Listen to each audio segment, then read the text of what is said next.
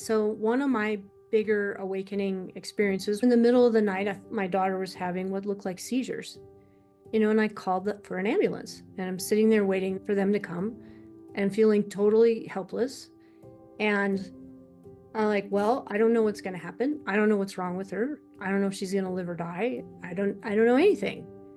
And I totally opened up to that. It was like, wow, this is great. I don't know anything. This is really calm, and in really embracing that place of silence and no mind and not knowing. So it isn't that nothing ever happens. It isn't that you don't have to be responsible or take actions, but you have that moment of I can panic or I can let go. And I'm just in the moment with whatever comes, whatever happens, whatever is, I will deal with it. Welcome to the Endless Possibilities Podcast, where the journey of spiritual awakening and energy healing unfolds.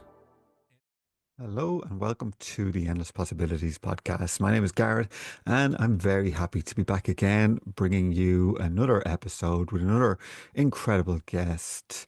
Today I am introducing Karen Thorson.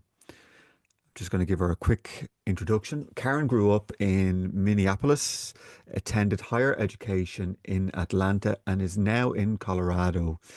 She began studying martial arts at the age of 12 for its physical intensity and discipline, and became an award-winning competitive Taekwondo martial artist, receiving a black belt at the age of 17.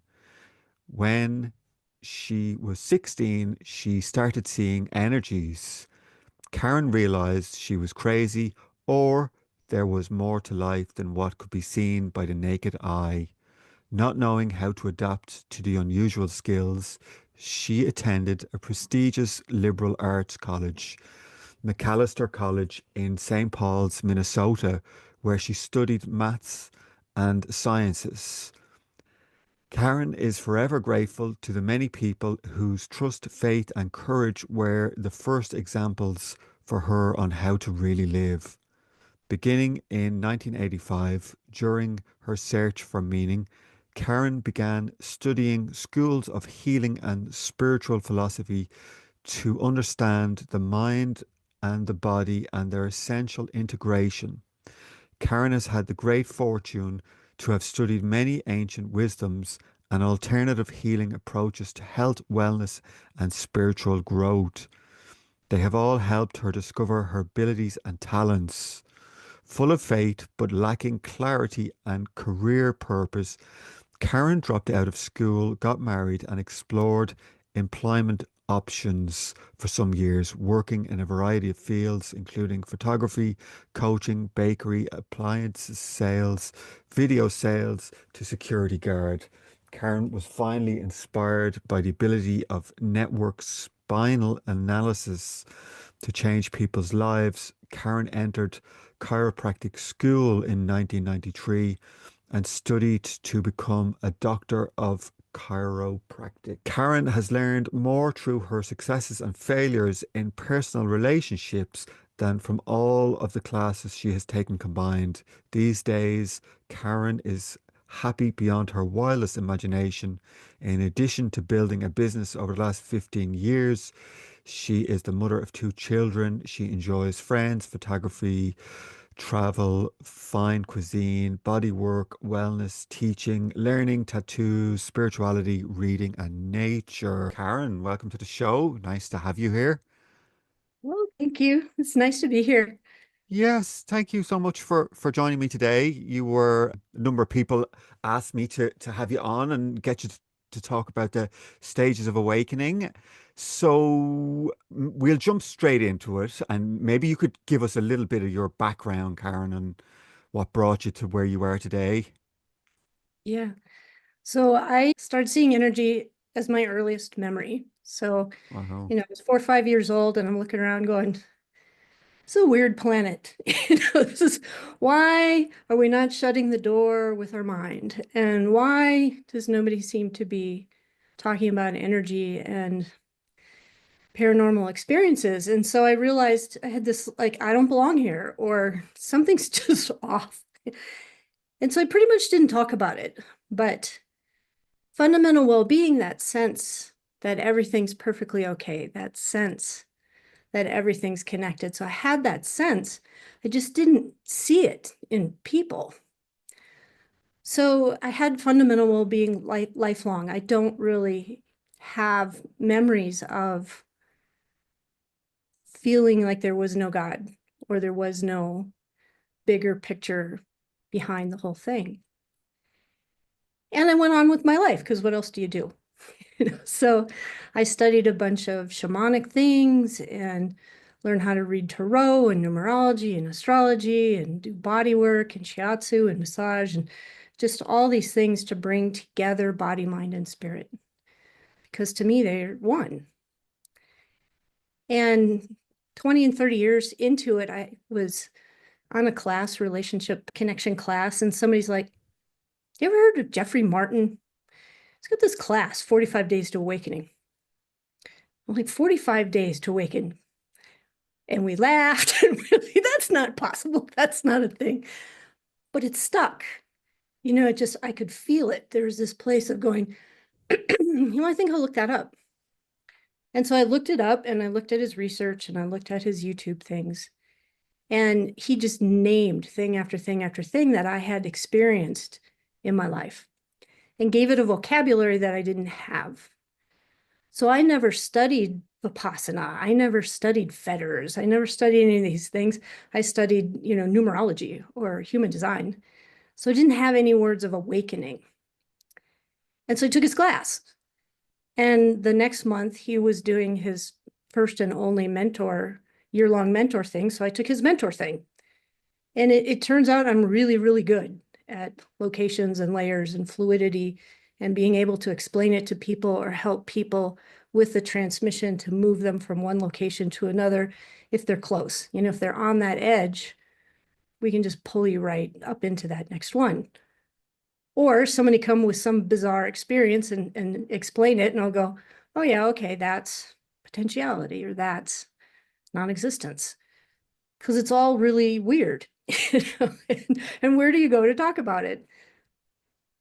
So now I'm part of the mentor group, and I'm really shifting my life over to talking about awakening rather than health. So my background ended up more in health. I'm a doctor of chiropractic with something that's called network chiropractic, which is an energy-based, half off the body. And, I throw in Reiki and all these other things that I studied, because what the heck. And it all kind of came together to being in the moment with what energy is someone showing me? Where is their gap? Where is their friction? Studying a bunch of Alice Bailey, what layers of what Okay, yeah. initiations. Yeah. Yeah. So I have a big background in a wide variety of vocabularies, but the awakening vocabulary really is what pulled it together. Okay, okay. And the chiropractic, I guess maybe it comes in useful with people going through Kundalini awakenings. It seems to Very be much.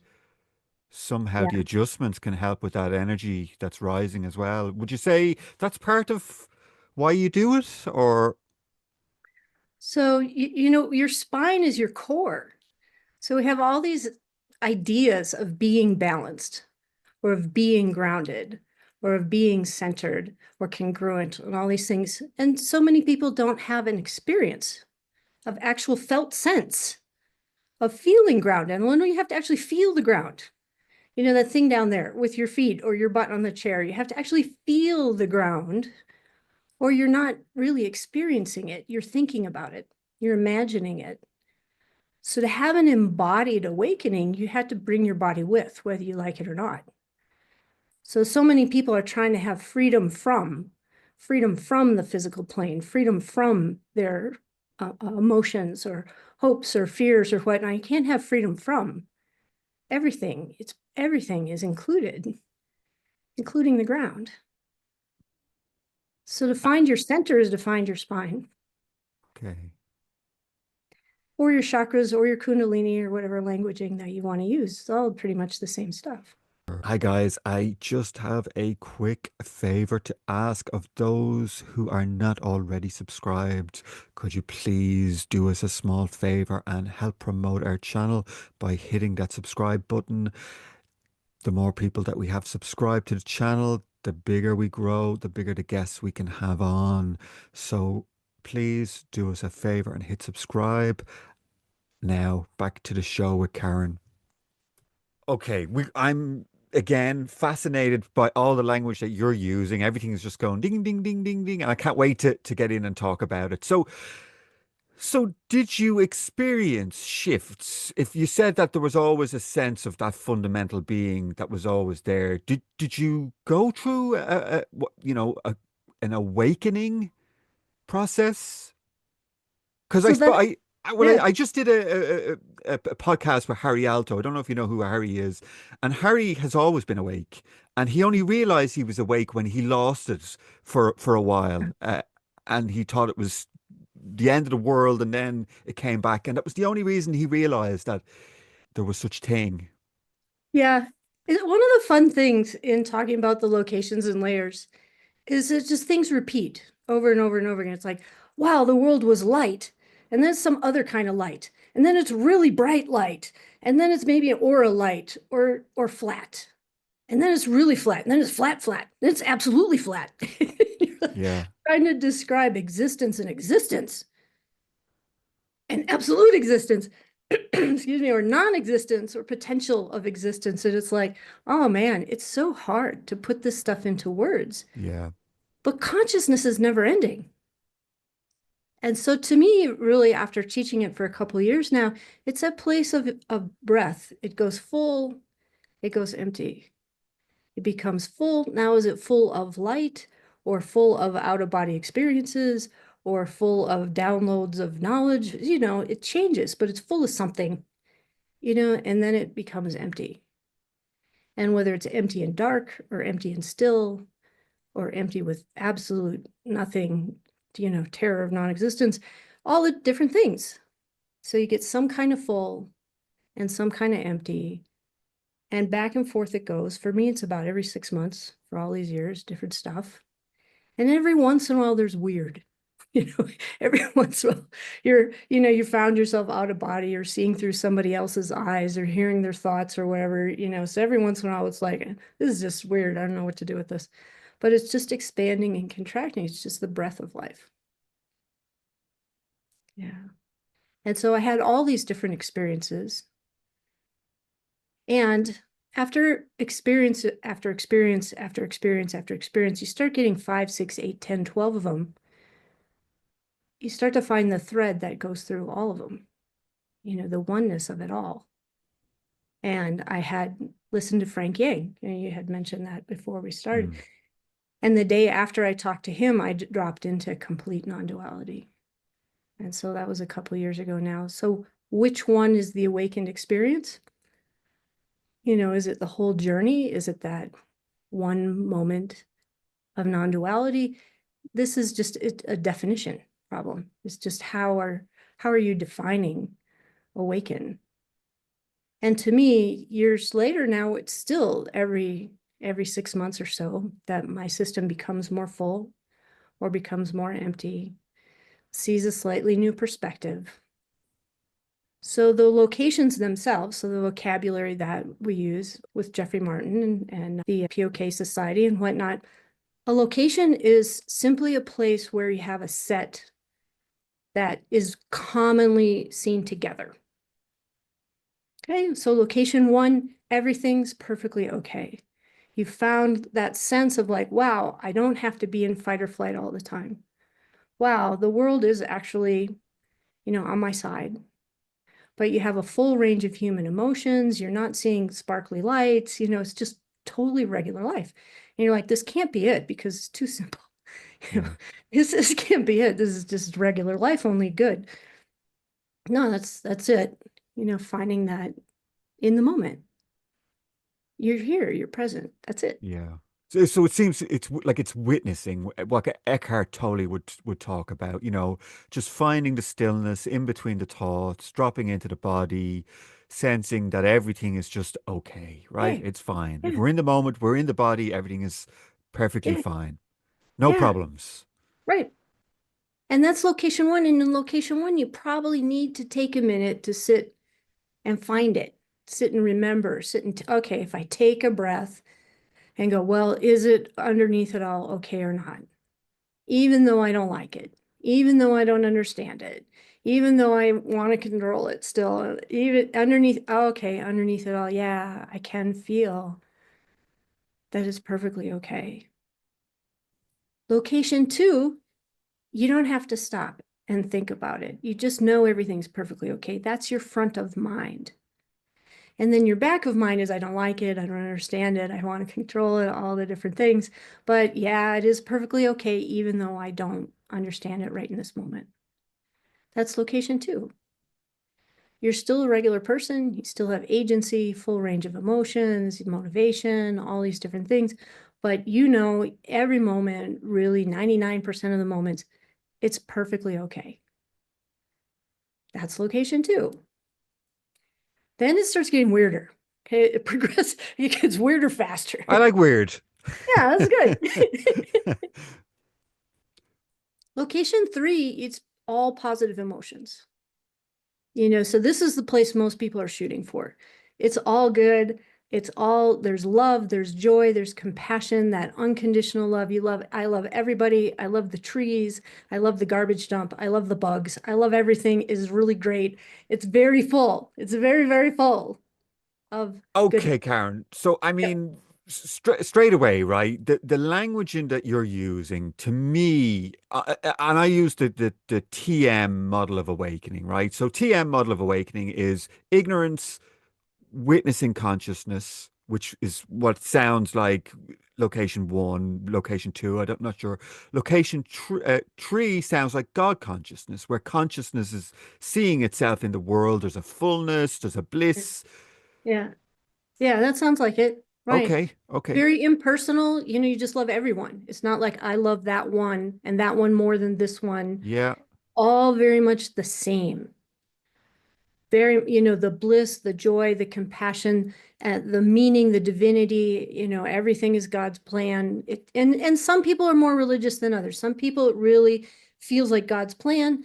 Other people it's kind of a panpsychic or the numerology. Wow, every number is telling me something, so there is variety in how it lands with different people. and is it permanent? Well, in generally, and that's Jeffrey would have you do it for at least a year, and before then it's a glimpse, it's a peak experience, it's something that you're in and out of. Now, what we're finding though, which also Luciano and Rostal have found, and Pierce, and I'm sure probably most everybody, people are a lot more fluid than that. They don't, Yeah. some will get into one location and just really hang on to it. Or maybe they're really built for it and they're built for fullness and that's what they do. But generally in today's world, people are changing repeatedly.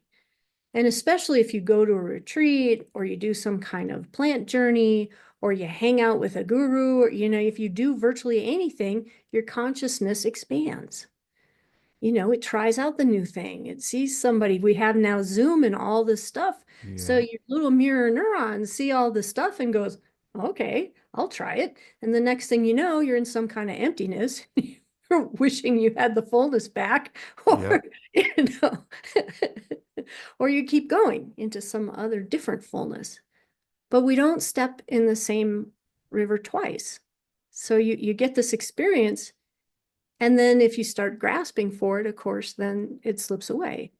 So finding that place of fluidity says that what I call the class, I teach fluidity. Well, you go from one to another and one to another, and it's never quite the same.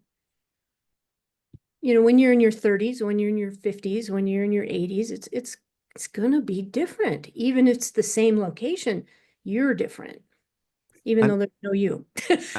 and the locations, they're not linear, are they? Like some people can have glimpses of further locations and stages of awakening, even though, it seems like it's linear, right? It seems like it should be this, and then this, but Right. it's not always like that, is it? No, Jeffrey said the biggest mistake of his career was numbering them because it Okay. made it sound linear. And he's like, and now I can't go back and undo it. I don't know what he would have done instead, made him colors or oranges and, Yeah. trees and whatnot. But they are somewhat statistically less common in the later ones. One and two are by far the most common. Some people get into that bliss of three. Some people are more built for emptiness and they might skip through three. They might have a little bit of a peak experience. They might just go to four and then go to seven or go to something that's empty, more empty, absolute empty. Hmm.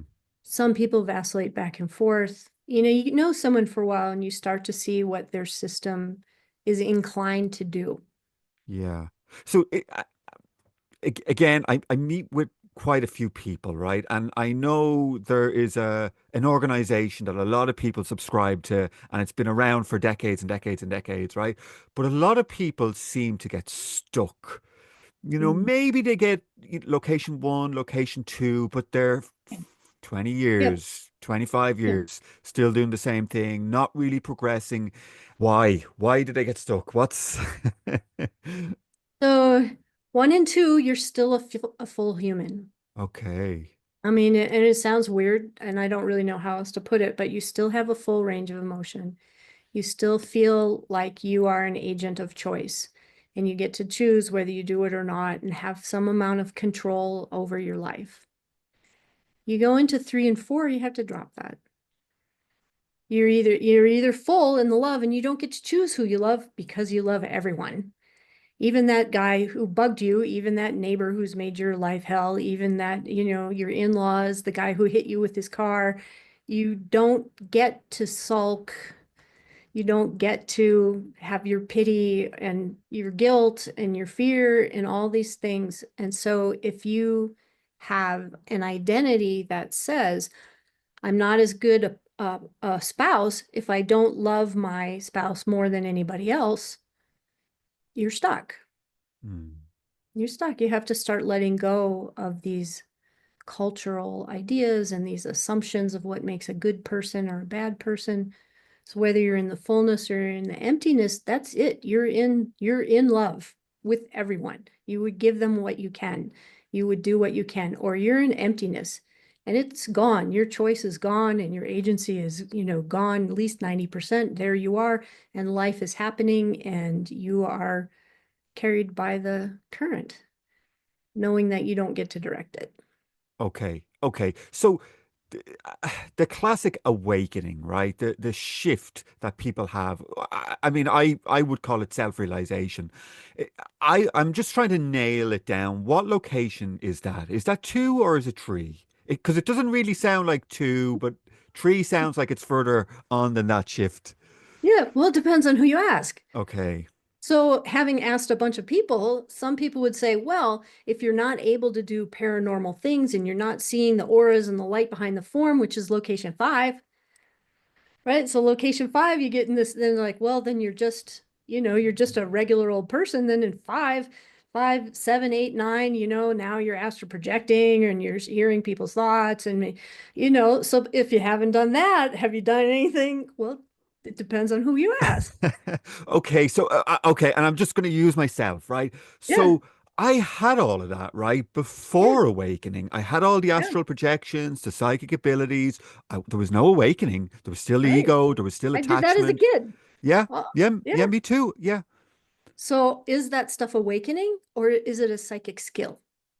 it Because seems there are to a me that whole is lot a of people. psychic skill. It's a psychic skill, right? There are a whole Yeah, lot of people who can do these things without any sense of well-being. yeah. So a lot of places merge those together.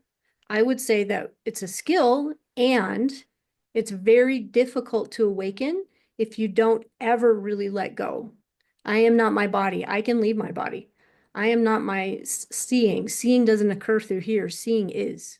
Hmm. So if you have never had any of those experiences of any kind, not a glimpse or anything, it's very challenging to let go and say, I am one with everything when you've never experienced Hmm. anything but this body.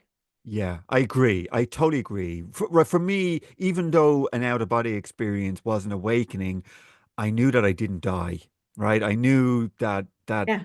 I, if the body dies, I have an energy body that lives on. Lucid dreaming was another thing, right? I Mm-hmm. understood what awakening was because in a lucid dream, I woke up and I realized in the dream that, oh, I woke up here in this dream, but there was a part of me that was in a bed dreaming it. And that's what awakening was to me. It was a Yeah. higher consciousness dreaming itself into me, and it woke up through my form. Right. So you had experiences, Yes. had a felt sense of being beyond your body. And Yeah. people need to have some kind of experience, some kind of grounded physical plane. Oh, yeah, I felt that, not just I had this idea. I've heard you can get out of your body. I've heard you can have a lucid dream. It's very hard to let go of all of the binding, the contractions when you've never felt it. Yeah. Yeah. Yeah, and again, I mean, I guess there's a lot of people sat there in these groups nodding their heads, but really never having any experience, direct Right. experience. And Right. I kind of sense it's a little bit sad, right? Because they all really want it and they don't get it. Well, there are a lot of people on the physical plane don't even feel the ground, don't Yeah, even feel their body, don't feel pleasure, don't feel their breath. So these breathing meditations, just plain, can you feel your breath, can change people's lives. Can you feel your heart beating? Boom, mind blowing to really have an experience of your body. So trying to get out of the body when you haven't gotten into it, you just skipped a step. There, yeah. Place okay. feeling the now. Can you feel the now? Can you feel your center at all? Before you try to get out of it, it's helpful to have the starting place. Yeah, for me, I talk to so many people, and it's almost like they want to awaken out of the body, right? Out of the life, the Yeah, story. They just want escape. They want to escape, right? They yeah, don't want to.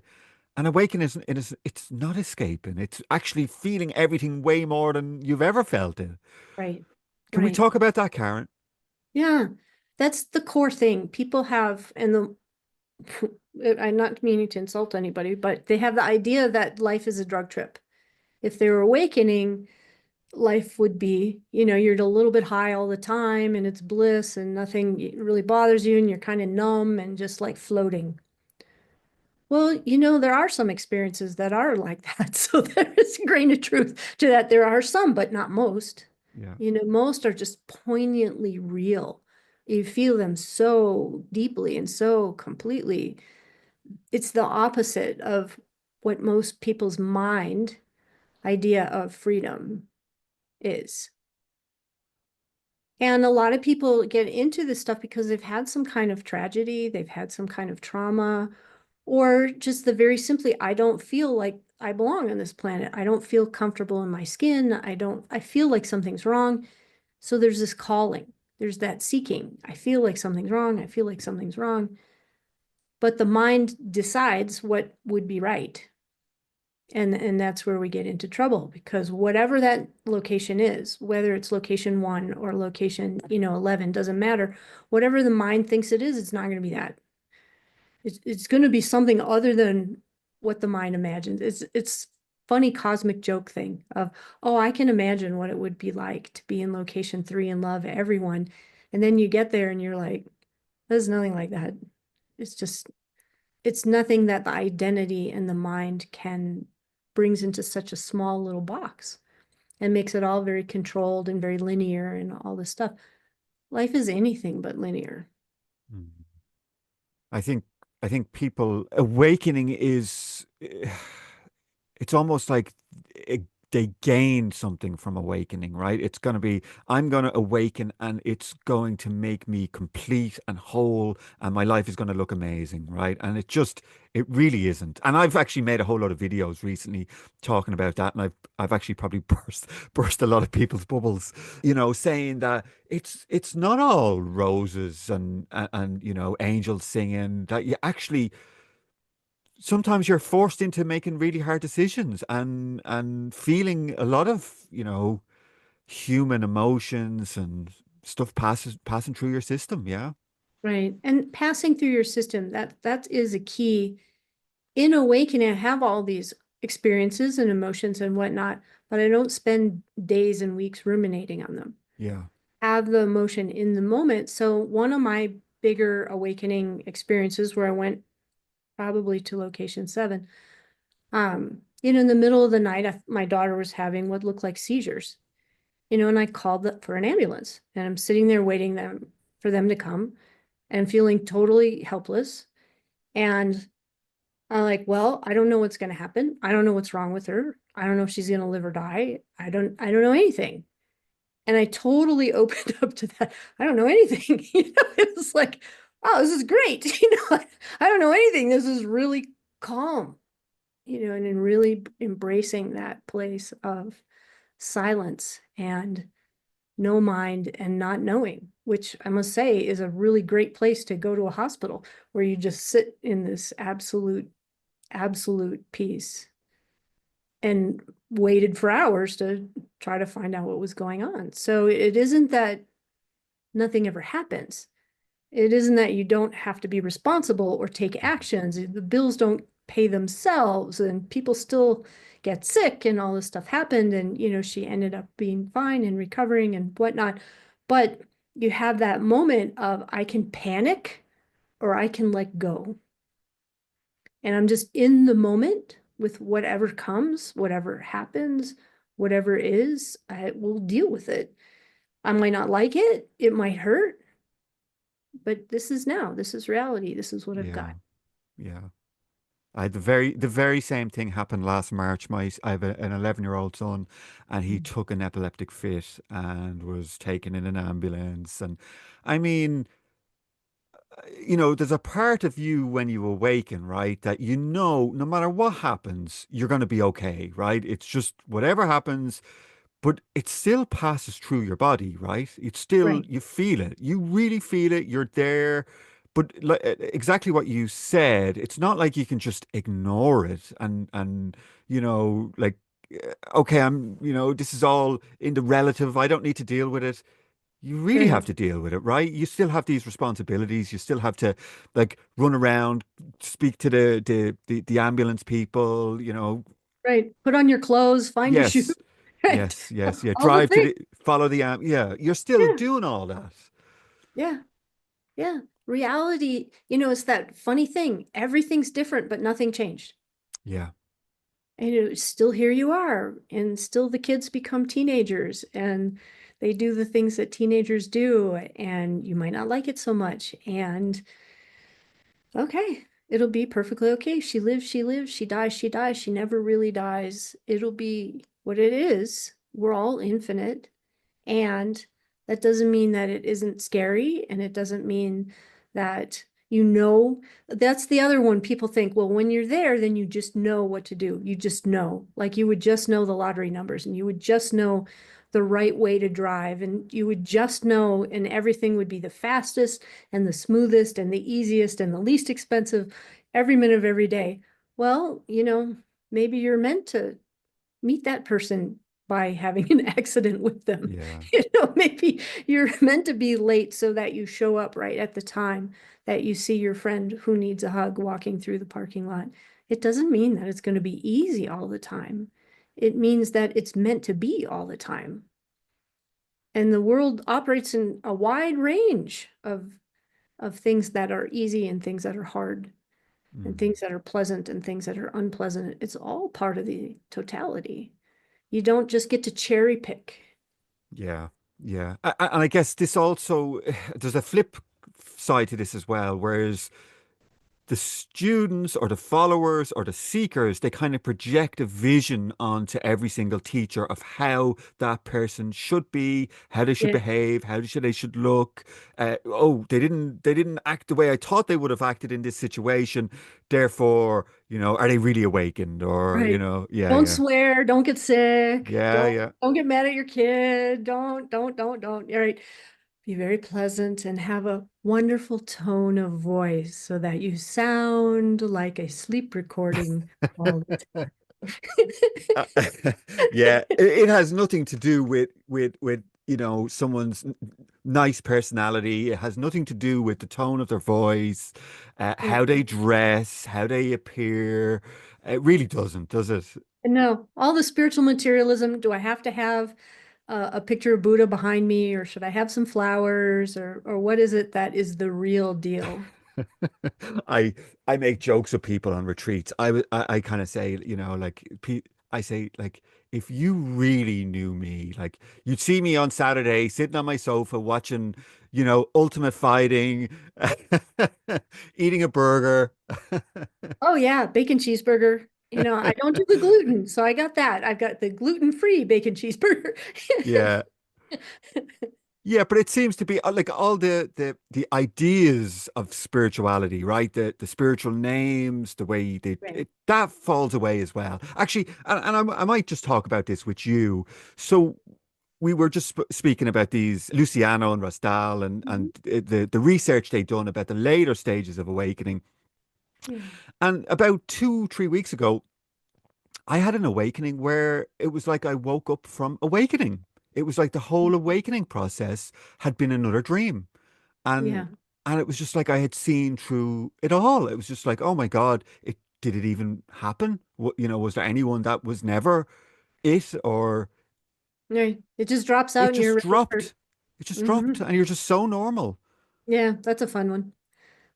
Right. Yes. So, I think that's might be called Omni Plus. I've sort of lost track of the some Yeah, of many different terminology now, but there is definitely there you're rolling along and this fullness and this fullness and this fullness. And then one moment it's empty and you're just a human. It's so weird. It's so right.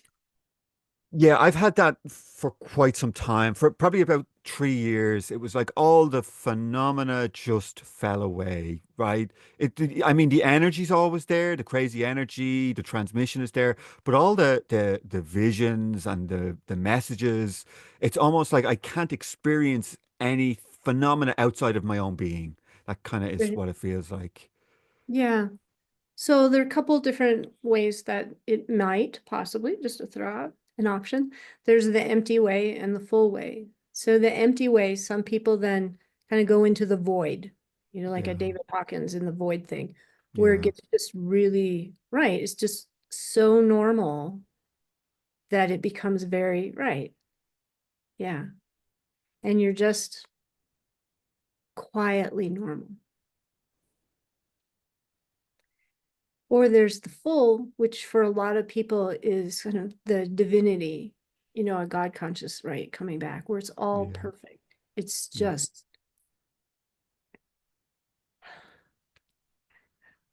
it's so beautiful and so full.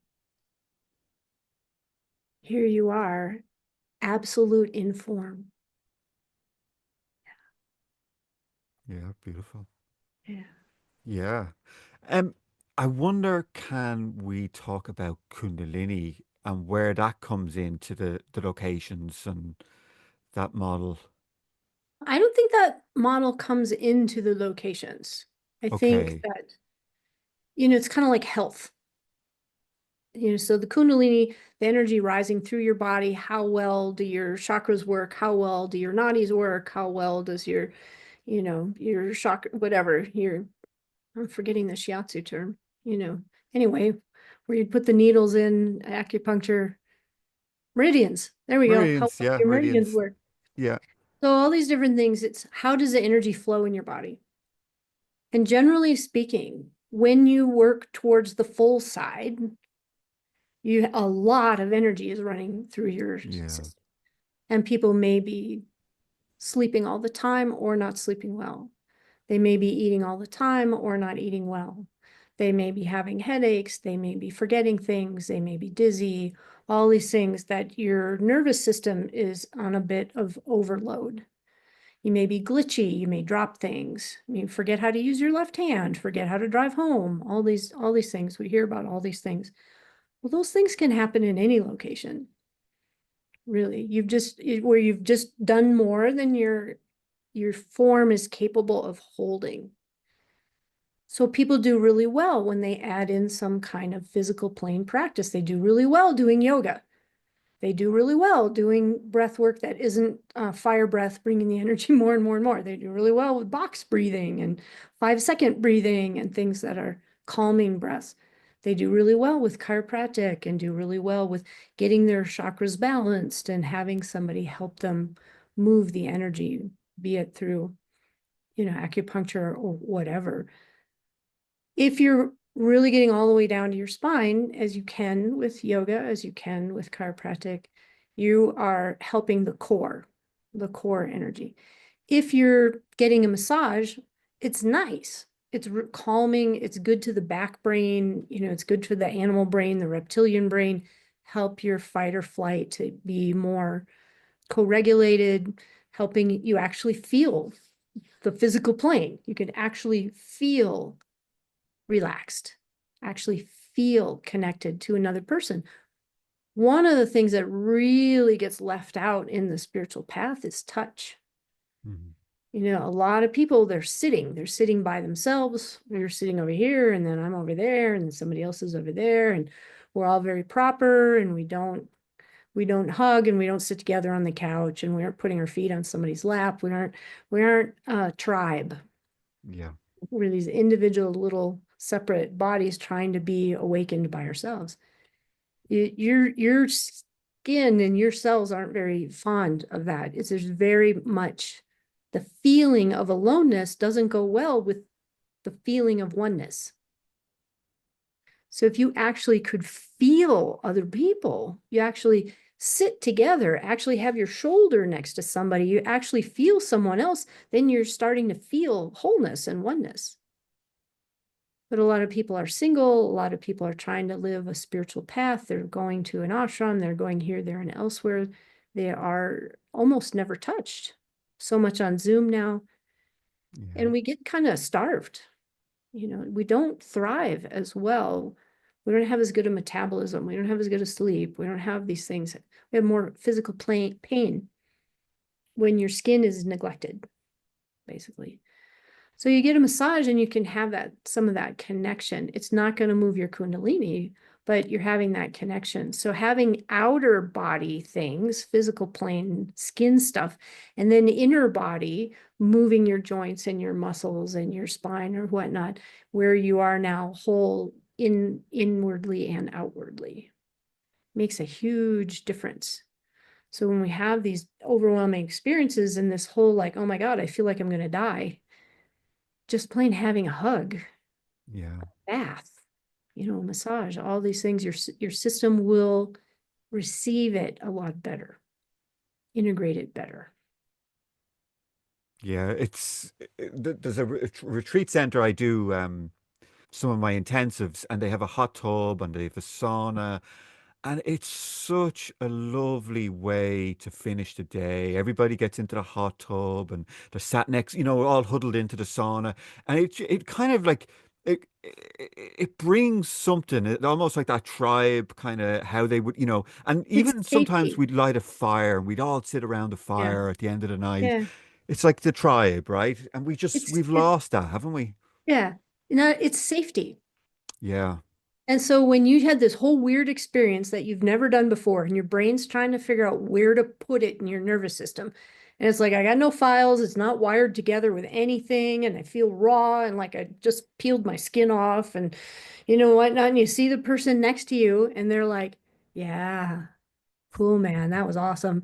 And right, the little animal Yeah. inside, okay, I'm okay. Yeah, you're okay. And we see the tribe and we're celebrating. So the tiger came, it did whatever it did. You saw the light or whatever it was. And then now here we are all Telling the celebrating, story. telling the story. We're sitting around the fire. It's warm. We're fed. Every safety thing is checked off. We're warm. We're fed. We're calm. We're laughing. We're not. Wow. We must have beaten that tiger. I don't know what happened, but that's okay. Obviously, someone beat the tiger in the tribe, and all your fight or flight drops out.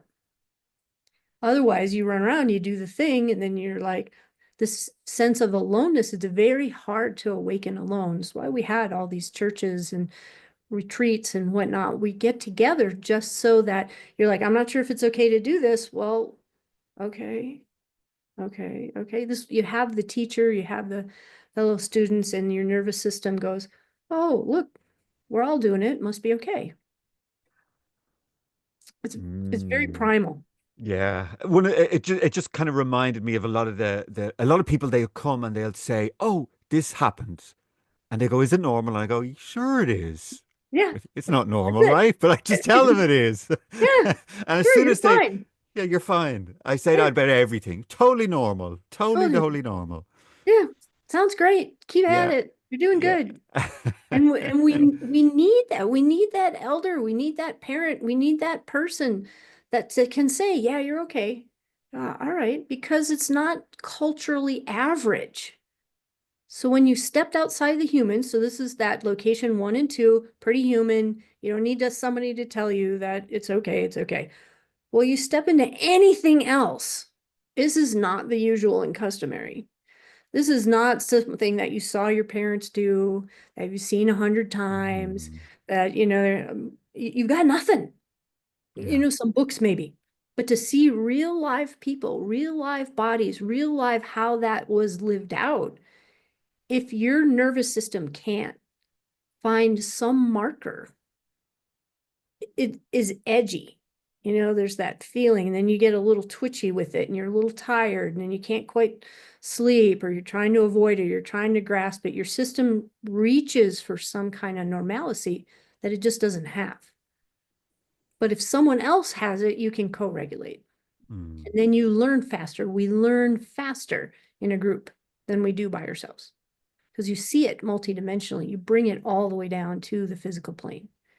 And then you're doing it, and you have the information and the experience and the co-regulation. You put it all together, and you just can much more gently move forward.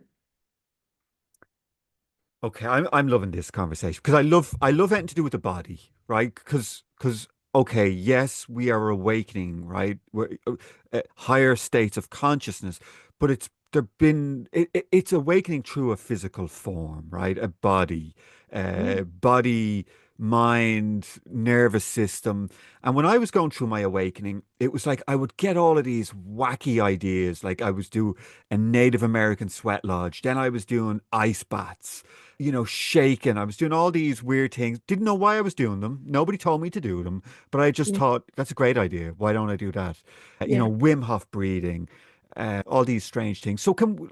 Okay, so somebody going through awakening, right? They're going through the locations as a body practice, you know, homework, right? What they could be doing for the body. Yeah. What would you say, Karen? It's going to be boring. I'm going to tell you something. It's not going to be like super exciting. Ooh, I could do this. Stay hydrated.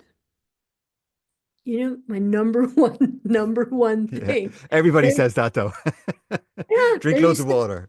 Drink loads of water. Drink loads of water. Make sure your water has some electrolytes. It has some oils because you're actually going to, as you were sweating out the salts, if you're drinking plain water, especially if it's RO water, distilled water, things like that, Yeah, you've taken all the minerals out. yeah. And that doesn't go well. So have water, but have also salts and oils and minerals and things like that. Have a better diet. Work on your sleep. Don't push yourself until 3 o'clock in the morning and be on this big roller coaster of up and down, up and down, up and down. The regular things of life, because here we are awakening, chop wood, carry water, do the laundry. Yeah, drink some water, have your electrolytes, have some coconut water or some bone broth or whatever it is. You don't need to have, unless you do, you don't need to have a crazy weird diet. You don't have to be vegetarian unless you do. You can if you want to. All this Mm, different stuff. The details don't really matter, but yeah. the point is that you have to actually participate in life. Being able to exercise, being able to sit on the cushion where it doesn't hurt your knee, finding ways where you can actually be ergonomic and you're not, tilted over like this and wrenching your neck. All this stuff that people want to ignore because it's boring. Well, by the time you're 40, you might be noticing it a little more. By the time you're 50 or 60, you might be limping out of there when you are leaving the retreat because you didn't support your knee. You didn't support your body. So this idea that the absolute and the relative are completely separate and you can just skip the relative because once you're in the absolute, you're never going to have to eat at all and you can just float above the cushion and your knee will be fine. It's probably not going to happen. And if it does, you have like 30 locations between here and there where you're going to have to take care. Take care. So this is part of caring for yourself. Some of that unconditional love, some of all that loving kindness, all the stuff that we're shooting for that are really great spiritual ideas. Do you have any for yourself? Mm. Do you have it for your body? I tend to think, I tend to look at humanity and think, no, they don't. They really Right. don't. They really don't. I was traveling yesterday and I'm looking around, people are eating junk food. They don't look so healthy, Yeah. it's just a fact, right? It's not that it's like Yeah. people just don't look after themselves. Right. Yeah, love starts with yourself. Well, that might be something as very simple as I went to bed early instead of staying up late reading the spiritual book. Yeah, it might be more spiritual to just take a nap than to listen to one more podcast, except for yours, of course. Yeah, of So, course.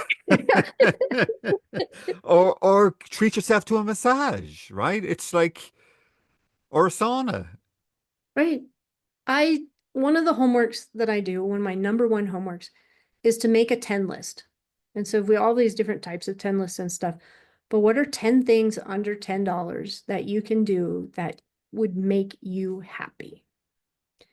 And it may be that you buy a sauna because then over time it's less than $10 each time you use it. Yeah, It may be a salt bath. It may be you go to the local gym and sit in the hot tub. It may be you buy yourself some flowers.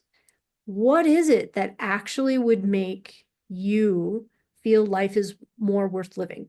So it's an odd thing. So here's the paradox. Everything's perfectly okay. And we could make it a little more loving, a little more kind, a little more gentle.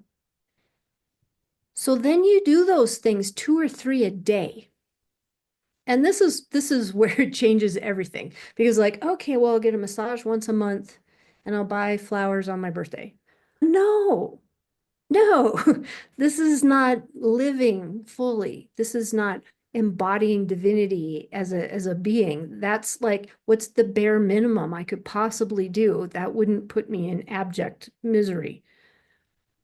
What would be under $10, under 10 minutes? Anybody. I was a single parent and I could still squeeze that in mm, each and every day a couple of times. yeah, Take that 10 minutes to stand outside and watch the sunrise.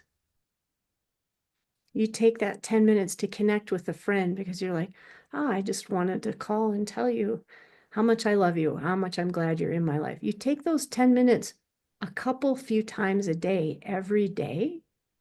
Within the course of a month, your life is transformed. yeah, beautiful. Yeah, I love it. I really love it. Yeah, I'm just thinking to earlier on for me, it was like I got up and I was like, my body needs yoga. It's been a few days. I'm stiff. I was traveling yesterday. I was like, do I really want to do yoga? I was like, no, but my body really wants me to do yoga, right? And then it was like, I'll go for a run, right? It's like, it's not that I love running, right? Running never gets easier for me, but I know that my body really likes it. My body wants it. My body wants to be oxygenated and, have blood rushing around and feel alive, but, never Over gets the easier. long, it doesn't, and it doesn't get easier in awakening either. It isn't that suddenly running is effortless. You still need to replace your shoes pretty regularly. You still Yeah. need to, have the raincoat so you're not freezing when you're out there in the rain. And, you can try to do a warmth meditation, but the sheer amount of energy that takes is generally not worth it, Yeah. even if you can do it, because you're being with what is.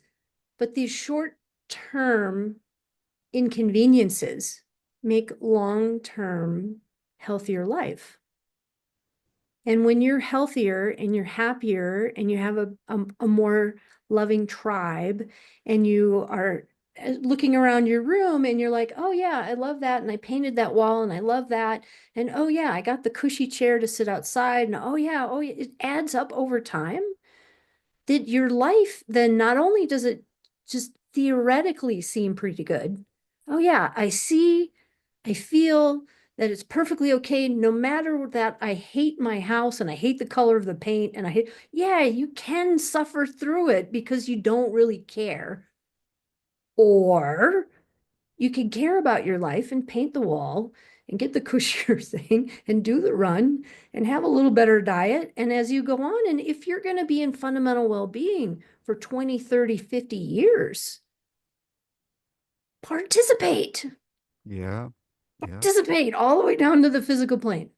Yeah. Yeah. And freedom isn't about just sitting there not caring about anything, not having any happiness, not having health, not having beauty around you. I mean, it can be. You can sit in a cave and not really care about anything. It can be that.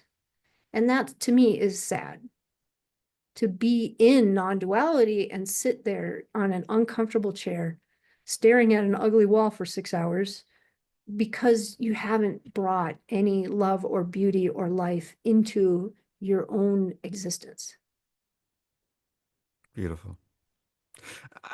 And again, right? Like that seems to be the awakening aspect, right? But there's also a love aspect as well. And I Yeah. think that really does begin here with us, right? We start to love this being. And then once we start loving ourselves, we love everybody else. So ultimately, you're bringing the fullness and the emptiness together, Yeah.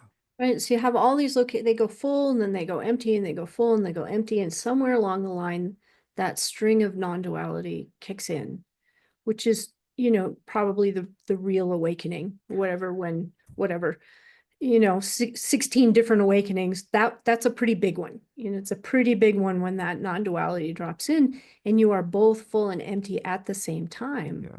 Yeah. And then there you are going, wow, I'm a human again, and I need to participate in Yeah. this whole deal. So it's almost like the netty, right? The non and this is when I hear people talking about non-duality, right? It's like not this, not that. They're denying everything. And Right. real non-duality is inclusive of everything, right? You are the body. You are, everything is arising. There is duality. It's the empty, the full, the known, the unknown. It's everything. It's It's all everything it. you ever imagined. It's different on different moments, on different days. It's totally unpredictable. It just arises and fades away constantly. Hmm. You're just nothing is a thing, and yet there's a cup, and Yeah. I don't have to resolve. So that's probably the biggest one, that the mind really is trying to go, well, if there is no body, why do I have to take care of it? Well, there is concurrently, there is no body. I see nothing here. There is no you. I totally live, yeah, that makes sense to me. And I could say, oh, and we're one. Well, what we could frame it that way. Yeah, that Mhm. makes total sense. Yeah, we are one. No, this thing. Or you take care of that body over there, and I'll take care of this. But that also makes total sense. You can spin that prism every different Yeah. direction, and I'm not rejecting any of them.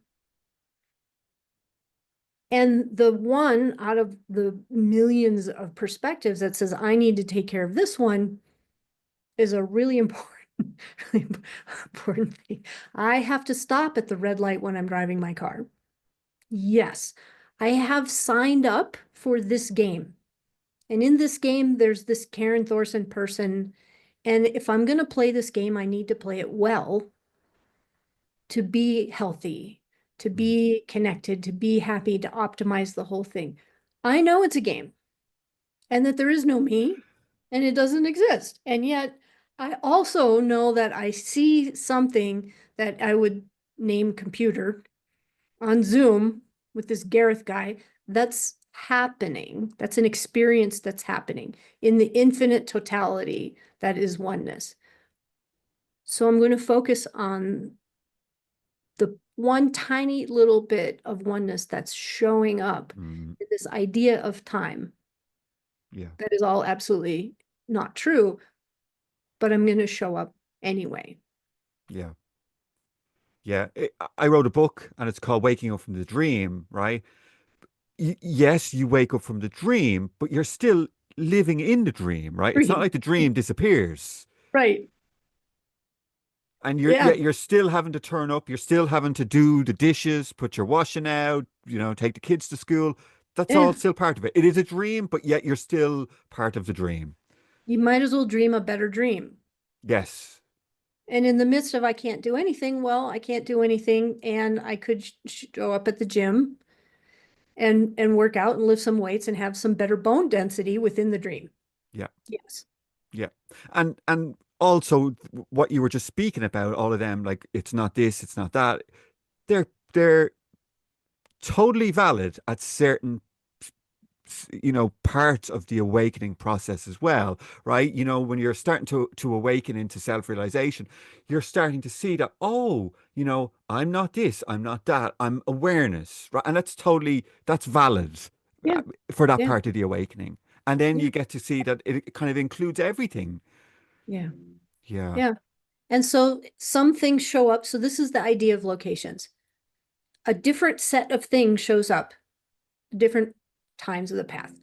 Yeah. And full stuff could show up, or empty stuff can show up, or I don't feel the body at all. And it is just a cloud, and I don't really care whether what I eat or not, and it's all fine. I'm not really spending much time or energy focusing on it. And then fullness can show up, and every bite of food could be exquisite. Mm. And the color and serving someone else and okay, Yeah. everything could show up, but your mind, your nervous system can only pay attention to so much at one time. And a big part of the path itself, the journey itself, is being able to pick up something and then set it down and pick up something else. Okay, now I care about this. And now I set it down. Oh, now I can sit for 6 hours where I couldn't do that before. How amazing. Then I set it down. Now I can read 100 Yeah. pages of Alice Bailey all at once without falling asleep. Well, that took a decade to happen, and then you set that one down and you find something else to read that you're like, well, that's super cool. And now I care about this. And you set it down and letting yourself evolve and change. And so eventually 100 little things, who knows how many, all come together and your system goes, oh, now I get it. It's one. Cool. But until you had all those little puzzle pieces, you couldn't put the puzzle together. You couldn't see the bigger picture of the whole thing. You just had this piece, and then you had this piece, then you had the corner piece. Now I got a little edge piece, and now I got a bit of the sky, and the whole thing comes together. It's some inexplicable moment, which I think is just plain the grace of God, and you can't make it happen. It just Mm. happens eventually. Yeah. Yeah, that's wonderful. Just briefly, you just mentioned Alice Bailey, right? So I've also looked at Alice Bailey's work, and she talks about ascension. Where does ascension fit into awakening? It's something different, right?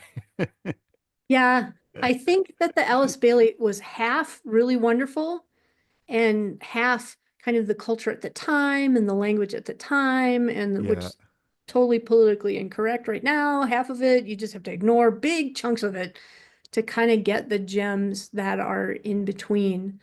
To me, telepathy is the internet. Okay. We have all the information at our fingertips. Yeah. All of a sudden, and back then, who could imagine the internet? And potentially, maybe some people have that psychic skill of channeling and being able to do these other things. But we don't actually really need it anymore now. We can just hop on Zoom. Yeah. So we can allot our energy towards other things. So maybe that part of the psychic ability falls away for a lot of us, right? Because we We don't have don't to need sit it there anymore. practicing it, honing in them skills. We can just go on and get the information off YouTube. Yeah. Humanity's changed. Yeah. It's a different game now. I think we're more cyborg now, right? We've got our phones attached to us, Yeah. Google Maps. We can get around anywhere, Right. download. Yeah, yeah. Yeah. We don't need to buy locate. We could just, all these things we can do with technology now. It's Yeah, interesting.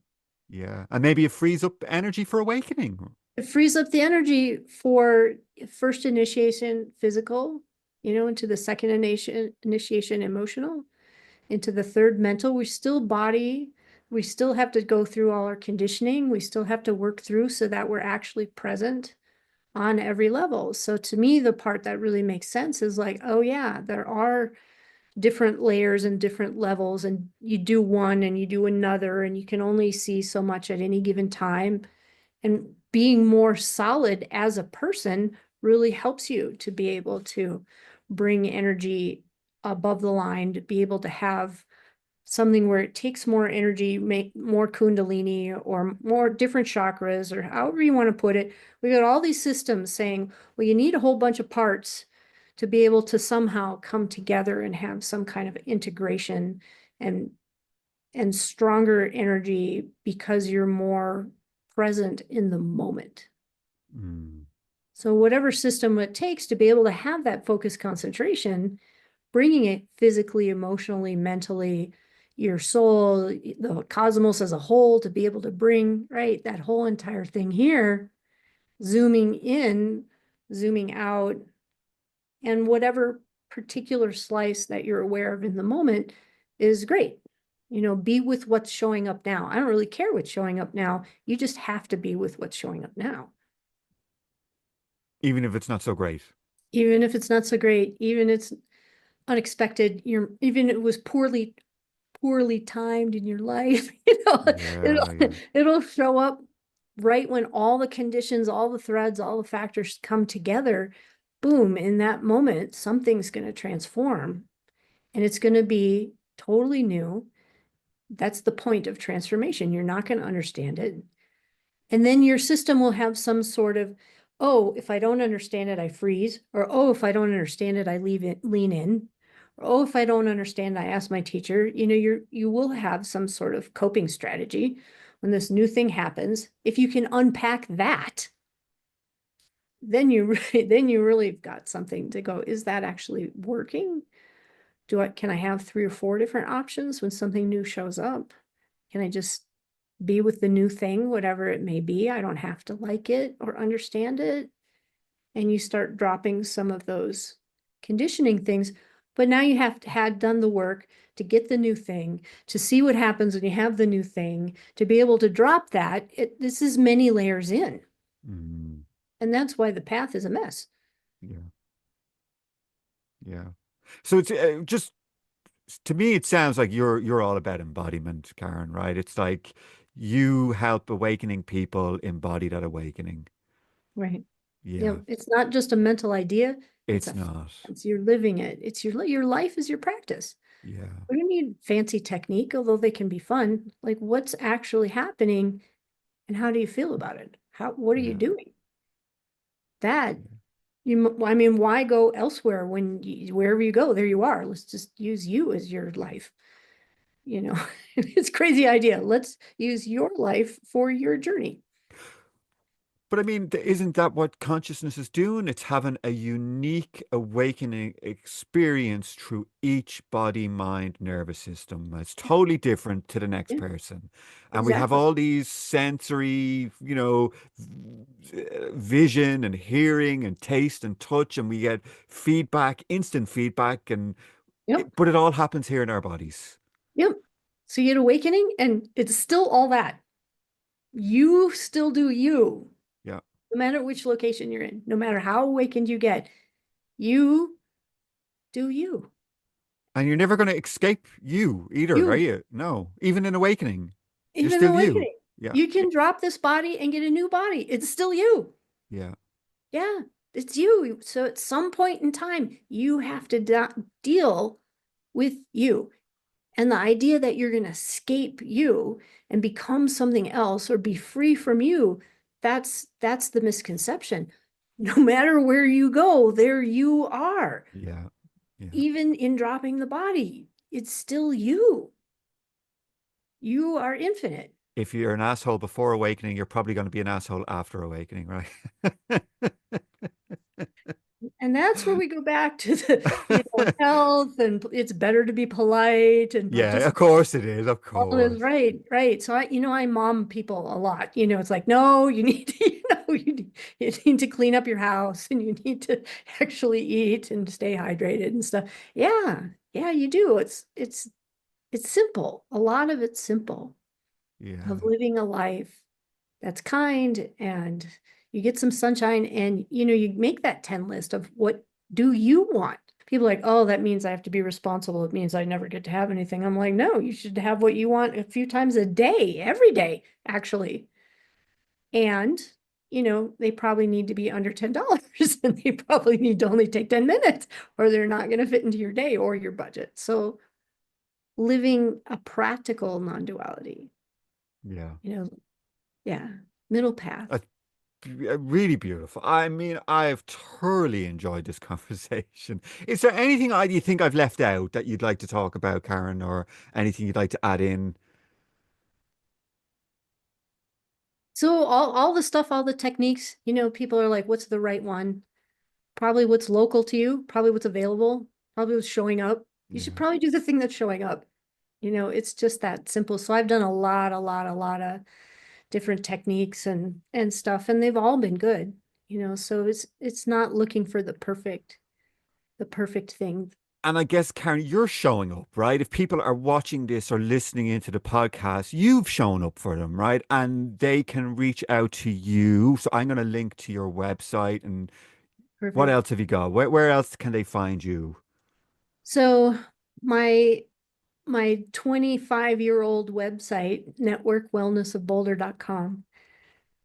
I should someday update it. Looks pretty good. I was But on it it just still before. It works. looks pretty good. Yeah, Yeah. looks good. People can make appointments. I also have a Kajabi for my Fluidity class that I don't know the name of off the top of my head, but I don't know what Kajabi is. oh, Kajabi, it's a classroom. It's one of those Okay. classroom ones like Canva or whatnot. Okay. And so I have a membership where people can come and ask me questions each week, and, spend an hour on Tuesdays and Fridays. And so I have that membership platform there. I do workshops in Boulder, that's on my website. So if people want to fly in, I can work with people for a few days or whatnot. I'm just starting to really expand into the online community and Zoom things or whatnot. I go on and off being on different platforms. I'll just go and sit outside for a few hours and breathe and not do anything. Yeah. But participation is important. So if people want to work with me, they can make. And you're an active chiropractor as well, right? I'm really now not doing Okay. traditional chiropractic. We're not looking what's wrong with you and finding the subluxation and whatnot. But I do holistic spiritual care with people where the whole body, right, your whole being is included. So I personally have something called Ehlers-Danlos, which is a genetic collagen disorder. And so I work with people who are really, really in pain and really ill, and being able to let go and find meditation and find what's working in your life. Make that 10 list. Let's look at what is working. Let's look at finding peace. Let's look at finding grounding. I work with people who are doing, Kundalini stuff and had problems with that, and how to get that energy grounded into the body, which might be taking a bath, hydration, Mhm. finding that co-regulation with someone. So most of the time when people see me, they have had some kind of problem or been working on it for years and can't figure out how they're stuck. Human design has been one of the most interesting to figure out your actual this human lifetime personality thing. So that's something with online readings of helping people. Like, these are the cards you were dealt from the moment you were born in this body. Strangely useful. Yeah. Yeah. Yeah, so I'll put a link if anyone wants to find Karen, link down below to your website and they can hook up with you. Yeah. Karen, it's been amazing. Really thoroughly enjoyed it now. I'm not just saying that, right? I do Oh, say that to everybody, but I really enjoyed this. well, if you invite me back again another few months, I'll know you really meant it. Okay, okay, yeah.